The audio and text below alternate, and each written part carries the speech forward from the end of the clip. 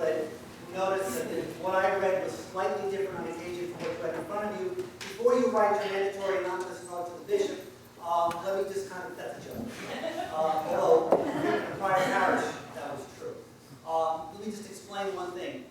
In the language of the New Testament, in Greek, the phrase to be born again and the phrase to be born from above, it's the same word, and it can be translated either way. Context determines how you would translate it. And in my humble opinion, given the dialogue going back and forth between Jesus and Nicodemus, and the comment, well, how can this happen a second time?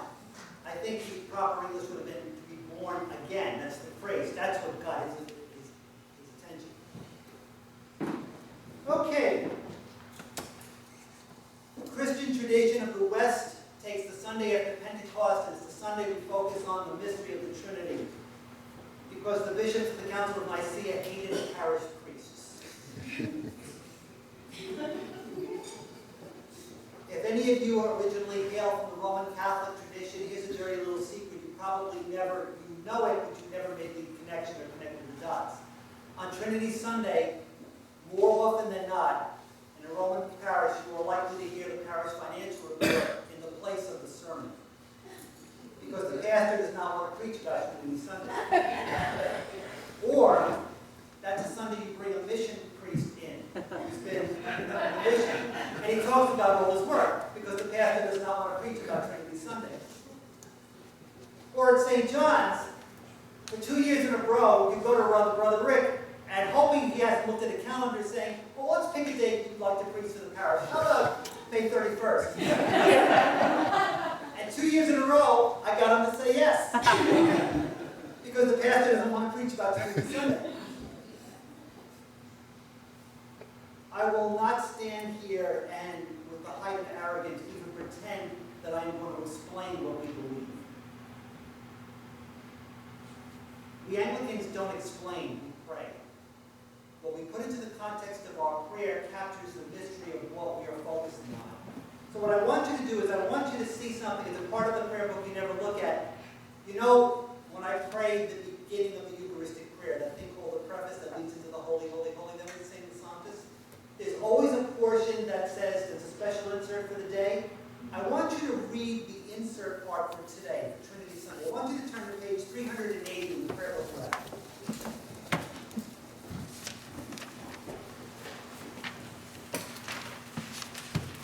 We're going to read it out loud.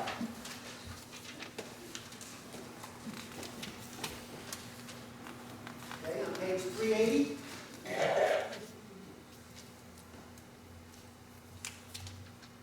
You see the special insert for Trinity Sunday? Would you all please prayerfully put together read? For with the Son and Holy Spirit, you are one God, one Lord, in Trinity of persons, and in unity of being. And we celebrate the one and equal glory of you, O Father, and of the Son, and of the Holy Spirit. And that, my friends, is the sum of everything we can possibly hope to understand about the mystery. And I'll pray those words in about 10-15 minutes when we're praying the Eucharistic prayer. Well, this is the only Sunday of a church year where we don't celebrate an event, we focus on a doctrine. And I will explain nothing beyond how we opened our liturgy. Blessed be God, who is, not who are, who is Father, Son, and Holy Spirit. I cannot explain the essence of God. I'll tell you the secret, nobody can. But I think I can reflect on the experience of what encountering God has meant to one person, and from that, offer a possibility for ourselves. So I want to reflect back on that reading that Samantha read, that reading from Isaiah. What we know about this person, other than the fact that we named him a great prophet and one of the greatest of Old Testament writers, is that he gives us a little hint of his calling. He says, I was in the temple in Jerusalem, and we guesstimate around the year 740 before the Common Era. And he's immersed in all the symbols of worship that he understands. The Ark of the Covenant is in the temple. There's a lot of incense, a lot of candles. He's praying. And in the midst of his private prayer, God interrupts him. How dare God? Don't you just love it when God, you have everything worked out for yourself and God interrupts you? sudden he is overwhelmed by the experience of the divine. He is caught by surprise. I would not be so arrogant as to say it's as bad as being on a train when the world turns upside down in those moments. But can you understand a little bit of how you are upset when the world doesn't go the way you think it's going to in that moment? His, by his own reflection, is a vision of heaven, a vision of God, and more importantly, of who he is in the presence of God. So whatever he experienced, however he tries to capture that in human language, this is what I share with you, and this is my understanding of our relationship with God. First thing he writes about, he says, the God we worship is, and I hate to use this word because we have just made it so insipid and so silly, awesome. And what I mean by that, worthy of awe. God is not a caricature, is not a cartoon, is not a figment of our imagination or a philosophical construct.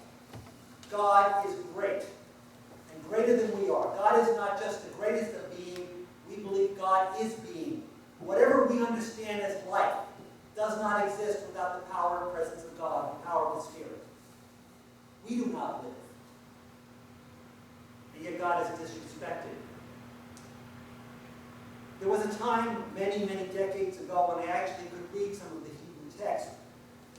The amount of Hebrew I remember today probably wouldn't even fit into a thimble, but I do remember some of the grammatical rules.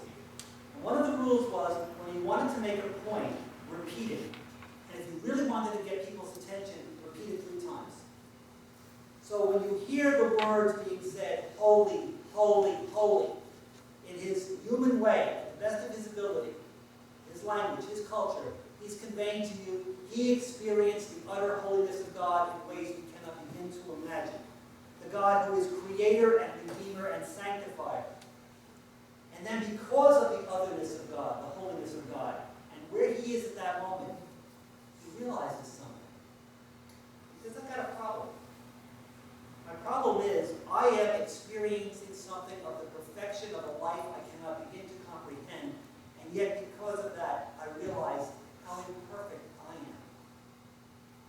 When you confront something utterly beautiful, something wonderful, something beyond your expectation, very often, if you're a thinking person, it reminds you to be grateful, but it also reminds you of how unworthy you are of that. And the only way I'm going to make this comparison, and this is a very weak comparison, and I should start off by saying, this is a joke I'm supposed to say, any of you gentlemen in this room who are of my generation, you're going to get this, everyone else you're not, okay?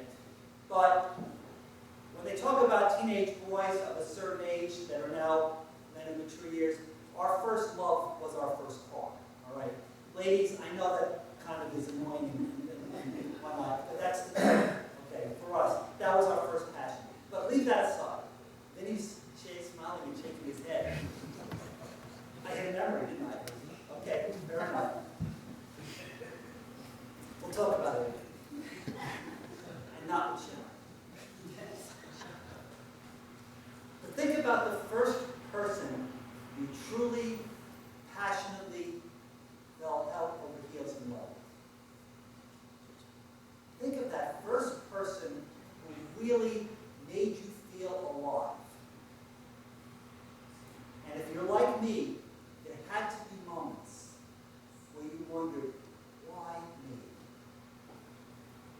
Why would this person love me if they knew how flawed and imperfect and sometimes petty and stupid I can be? And that's Isaiah's experience. He experiences the utter perfection of love, and he says to himself, why me?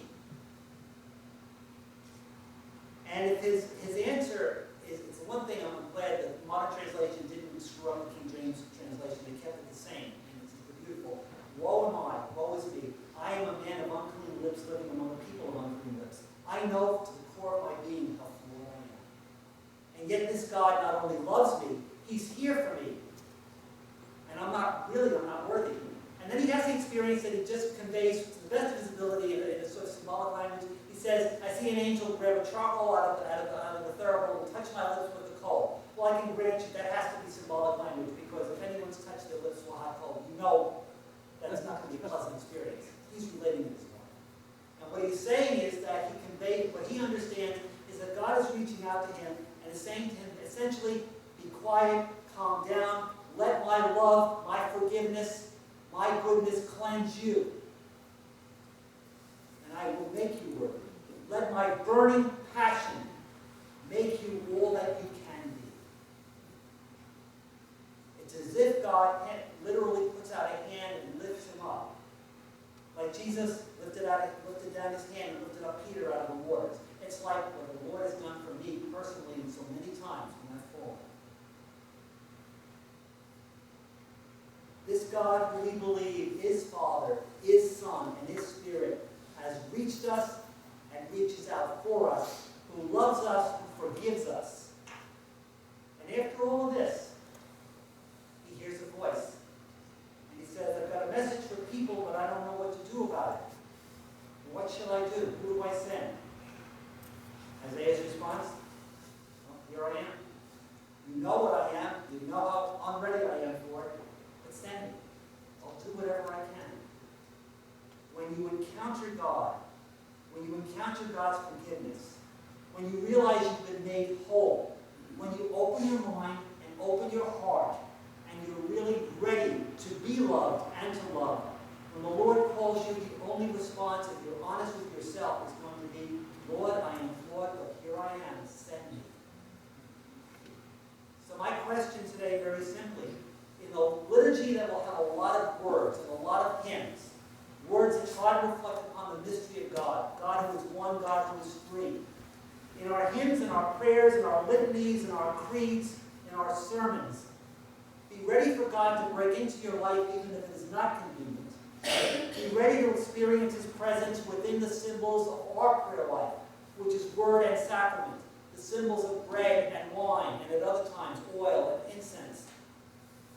Be willing to experience a God who has lived among us, who continues to cleanse us, who loves us,